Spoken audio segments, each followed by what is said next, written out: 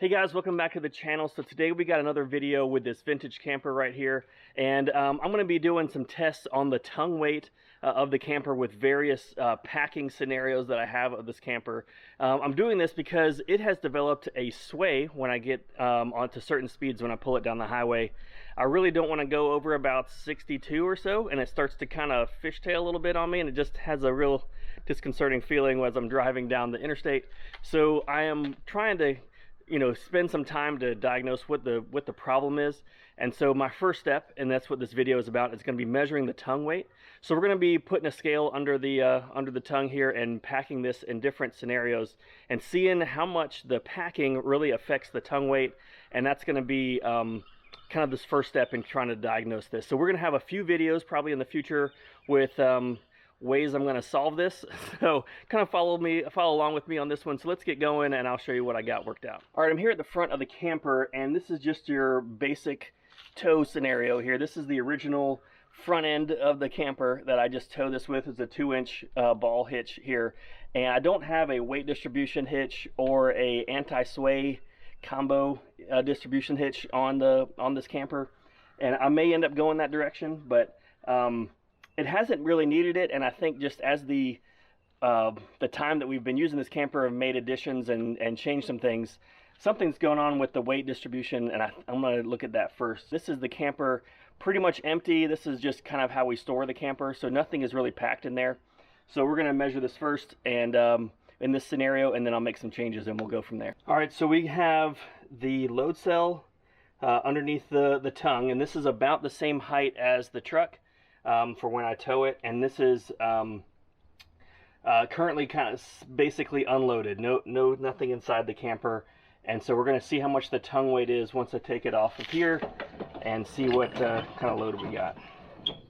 All right, we're fully on the load cell, so we have 225 pounds on the tongue when it's unloaded. So now we're going to go ahead and load inside, kind of an idea of what we normally would take with us, and so I'll show you what that looks like. All right, so I want to take you inside. I've kind of loaded it down to how we normally would. It's probably a little less loaded, but I added this bucket over here, which is a bucket of nails, which we kind of simulate maybe some luggage or something, but a good simulation of what it looks like loaded for most trips. Same thing, we're going to unload this and see what it's like. Okay, so 365 now with it loaded. So what is that? 225 I think it was originally. So this is 140 pounds more loaded with the front. So we're going to add this last scenario, which I have a feeling is changing things up, which is I'm adding our e-bikes to the back on the back bike rack, and see if that's going to like tilt it up some, and it's going to reduce the weight from 365. So let's go see what that scenario is going to give us.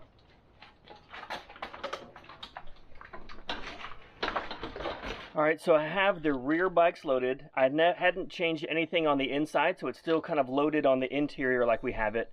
And these two bikes on the back are similar to our normal, our setup here lately has been adding these bikes to the back. And I think this is the cause. I'm not sure.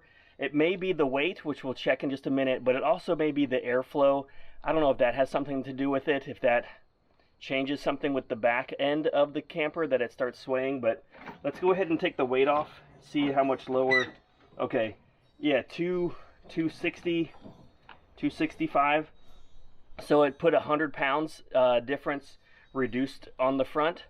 And 265 seems a little low. I know the camper and the tongue weight, the kind of the ratio there needs to be about 10 to 15% of the camper weight. So the next step is going to be to weigh the camper itself. So I got to hook this up and take it to one of those scales and check that out. So we're going to be able to compare the weight of the camper to the different scenarios we had going on here with the different loading. So it was just kind of interesting to see what the difference in the tongue weight is loaded versus unloaded, and where that distribution of weight can really affect this tongue weight a decent amount. Loaded everything in the front of the camper to try to put more weight on the front, but when I put the bikes on the back, that really just added to that fulcrum there and that seesaw effect, and it took a lot of the weight off of the tongue itself. So anyway, so let's go see what the camper weight is, and then we're going to compare it all and see what our results are going to be. All right, guys, so we are back from the scales, and I was able to weigh the camper and get some measurements for that. But I wanted to talk to you about how I did that and whatnot. So what I first did was I went to one of those cat scales, the app for that, and downloaded that, put it on my phone, and inputted a lot of my personal information, you got to put in to sign in. Also payment information for when you weigh yourself on the scale. So you go into the app after putting all that in, and you go to locate a scale, and you have to, if you click on that locator button, it brings up a second app you have to download, which is just their locator app, and it finds scales near you, and it can tell you how to get there, things like that. When you get close to the scale, you can type in the main Weigh My Truck app, you can just hit scales near me, and it'll bring up that scale. But you have to be pretty close. Like for mine, I was like within eyesight of it. So so it brought up that scale. If you don't know the scale, if it's not, if that location is not working for you for some reason, you can type in the scale number, and it'll pull that up in the app. So the scale number is just on a sign right there by the scale. So I went in and pulled into the scale. The scale had 4 plates, at least the one I had, and I was able to fit on 3 of them. And what you want to do is get each axle on a different plate. So the front axle of the truck, rear axle of the truck, and then my double axles on the trailer were on a separate plate. And with my Tacoma setup and our little camper, it was just enough. We were just long enough to fit on all 3 plates. So got them weighed. You hit the weigh me now or whatever the button is, and then it actually sits there for about 3 minutes or so, just says please wait.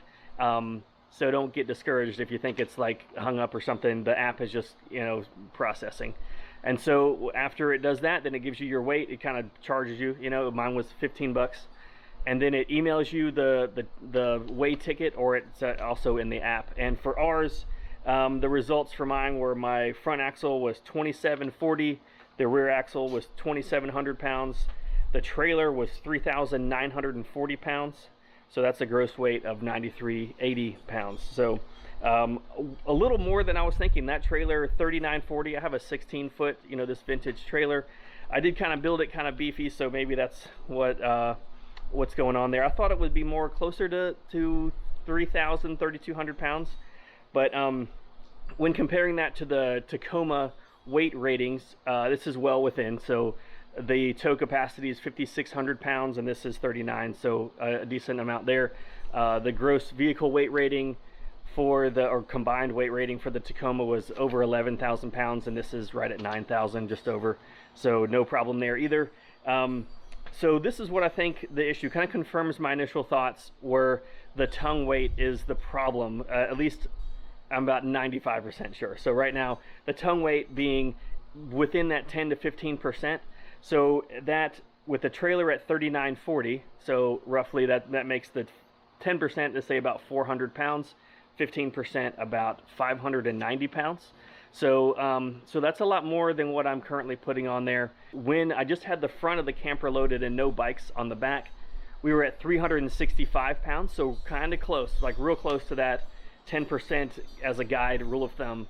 And that kind of makes sense, because when I didn't have the bikes on the back, it seemed more stable. I was able to go faster on the interstate and stuff like that. But once I put the bikes on, and then that weight on the tongue weight went down to 265 pounds, that's a good bit below that 10% guide. So right now it kind of feels like I'm kind of envisioning that trailer is just kind of teetering on the wheels of the trailer in this kind of seesaw motion, and it's kind of squirrely, I guess. So it needs that more weight as like another point of securement for the trailer, is just kind of how I'm envisioning it. So for now, we're gonna do some additional work on the front of the camper. I'm gonna add a mount for the spare tire, maybe a toolbox, things like that on the front, and I'll have videos for those probably. But just a way to get more weight on the front of this camper. So anyway, I thought this was kind of a good learning experience for me. Hopefully it was something that you could take away from this on a kind of a camper that's giving you some sway issues, to maybe try out weigh the tongue weight first, and then go weigh your camper at one of these scales and kind of see where you fall within that, and then kind of go from there. So Anyway, I appreciate you sticking around for this video, and I'll see you on the next one.